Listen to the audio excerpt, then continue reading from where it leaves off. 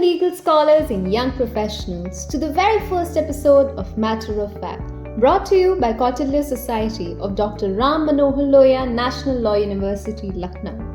In this podcast, we shall break down complex policy and legal matters into clear, everyday insights.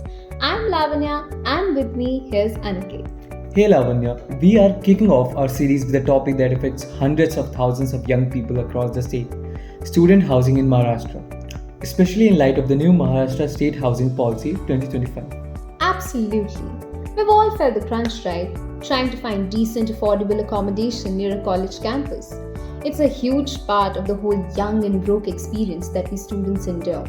That's right, the scale of the problem is massive and it's a perfect example of a policy issue impacting our daily lives. Get this, in 2017, Maharashtra had about 1.6 million migrant students, which is one of the highest numbers in India. Wow, that's a massive population needing a roof over their heads.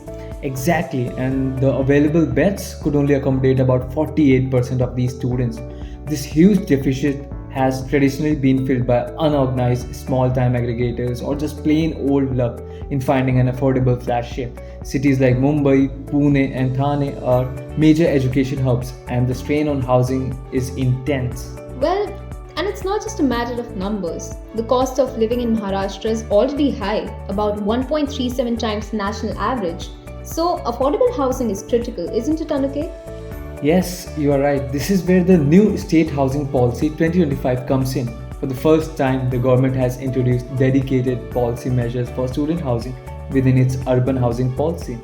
That's a major step. What are the key areas they're focusing on to bridge this supply gap? The policy frames student housing as a priority for social inclusion and aims to increase supply and improve affordability. They have outlined a few key focus areas. First is a rental-based model. All new student housing stock developed must be allocated exclusively on a rental-only basis. Second is the standardized guidelines. This is huge for accountability. They are preparing uniform guidelines on things like minimum space allocation per student, essential amenities like study rooms, kitchen, and recreation spaces. And also, they provide safety features like 24/7 security and CCTV. And finally, they are focused on land use. They plan to reserve land parcels near universities and even utilize public land like MHAD and ULB land in the vicinity of universities for student housing projects. So, they're trying to move away from the unorganized sector and establish a regulated, quality-driven environment which directly addresses issues like high security deposits and lack of grievance redressal, right? Precisely, and to encourage development, they are heavily incentivizing private players. So, let's look at the financial and regulatory side, Aniket, because that's the policy breakdown part of our discussion. What makes this sector suddenly appealing for developers and operators? The student housing policy is offering significant carrots. For developers, a major draw is the waiver of registration and stamp duty charges.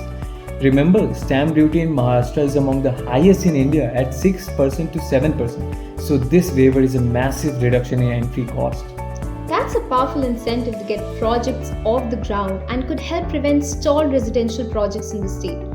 What about the operators, the universities, private firms, or trusts running the place? Operators are getting perks too, like reduced property tax for the first 10 years and being charged residential tariff rates for electricity and water supply, which significantly cuts their operational costs. The policy also mandates mandatory registration of these projects with a designated monitoring committee to ensure such standards are met. So, to recap, the Maharashtra State Housing Policy 2025 has formally recognized student housing as a critical need. They're incentivizing the development of high-quality, rental-based student accommodation through regulatory clarity, public land allocation, and major financial incentives like stamp duty waivers. Exactly, the policy directly tackles the intersection of housing laws and student life. The move to reduce stamp duty, at least for this sector, is noteworthy because it's a policy lever that can genuinely revitalize a segment and potentially bridge that massive demand gap. Well, that's insightful. And that brings us to the end of our very first episode. If there's one takeaway from the Maharashtra State Housing Policy, it's this. Formalizing student housing isn't just a social good, it's a strategic economic investment. The stakes are high for hundreds of thousands of students, but the policy's use of fiscal incentives and regulatory standardization presents immense opportunities to stabilize this vital sector. Thanks for tuning into Matter of Fact. We hope we have helped translate the legal jargon and technical aspects of this policy into actionable knowledge. Don't forget to subscribe, share, and stay engaged with us as we continue to break down the policies that shape your daily life. Together, we can foster a more legally literate and engaged student population.